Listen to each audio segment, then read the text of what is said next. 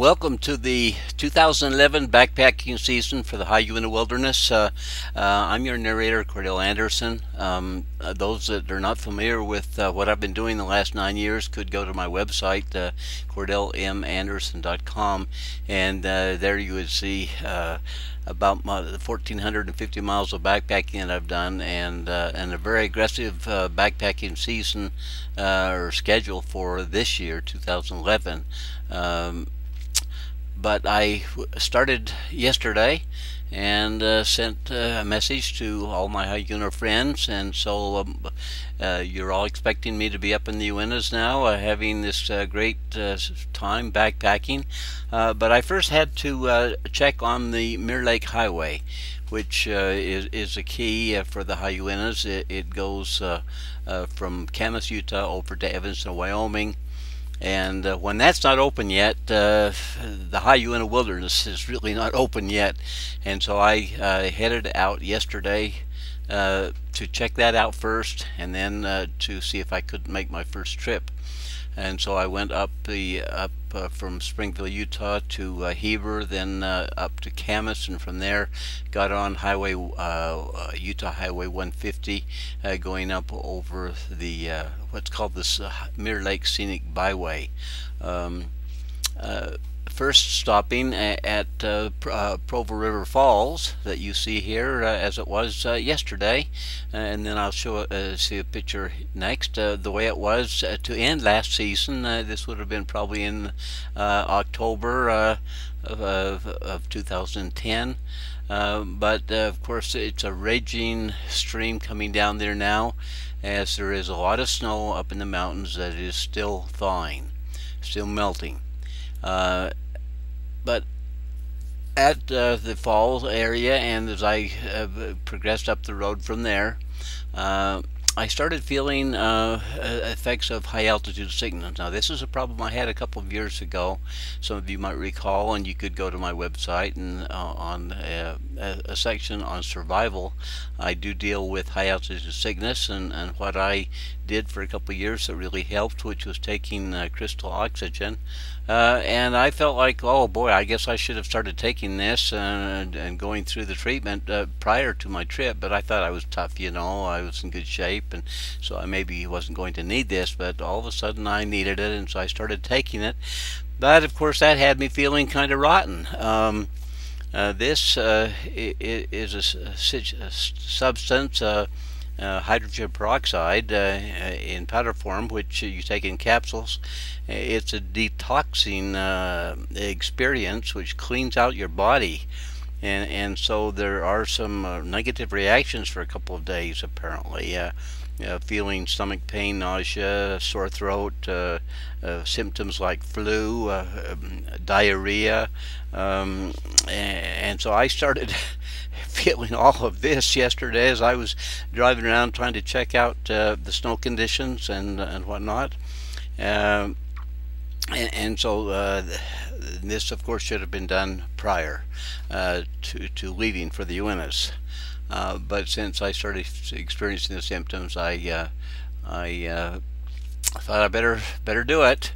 But I got up into the high country over 10,759 foot Bald Mountain Pass, and then went around the turn and started down towards the Mirror Lake area, of course going through between walls of snow on each side, and then I got down near the area where the road turns off to Mirror Lake, and that's where the crews were working, clearing the road still, working their way north. Now, I don't know whether there's a crew on the north working its way south or not, but they've got a ways to go still, as you can see.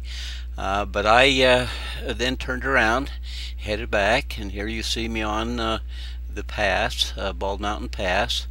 You see a picture here in yesterday, June 28th, 2011, and then I'll insert here a picture from the same area of Bald Mountain and the pass on June 5th last year, 2010. So we're talking about 3.5 weeks earlier. The road was open last year. This year there is more snow now than there was 3.5 weeks earlier last year. But I went on down the highway, took pictures of some of the lakes along the highway. This is Lily Lake, and then a little bit further down Teapot Lake. And you can see, of course, there's still ice on them. It's breaking up, but now we're talking here about lakes that are between 9 and 10,000 feet, so we're quite a bit lower, but there's still ice. Of course, I took advantage of the trip to take pictures of flowers. In fact, I have 3 brand new varieties for my collection. I'm now approaching probably around 250 varieties of wildflowers. And so I got some good pictures of a few varieties here, and I decided, okay, there's so much snow up in the high country, and these were at elevations where I would be backpacking on all these first trips between 10,000, 10,500, 10,000 up to 11,000 feet, and there was still at least 6 feet of snow, and where I was supposed to head on the first trip was into the Granddaddy Basin, which is an extension of the area that you see in these pictures. But I decided I'd go around and check that out anyway, and so here I am on Wolf Creek Pass, which is about 1,300 feet lower than Bald Mountain Pass, but there was still quite a bit of snow there. Well, I headed down to the North Fork of the Chain River, and headed north up past DeFay's Dude Ranch, and then turned off on the road that goes up to the Grandview Trailhead. And there I was confronted with a sign that said road closed from Splash Dam to Grandview Trailhead due to snowslide. And so I was only going to be able to get up to the Splash Dam. Well, I decided, okay, I'll go up and maybe spend the night there and see if maybe I could hike from there or just what. But of course I wasn't really feeling very good because I was taking this hydrogen peroxide for the high altitude, and apparently my body was getting cleaned out of all kinds of crud, and so I wasn't feeling very good. But I decided I'd drive up the road anyway. When I was going up the Mirror Lake Scenic Byway, I noticed that my motor was overheating some.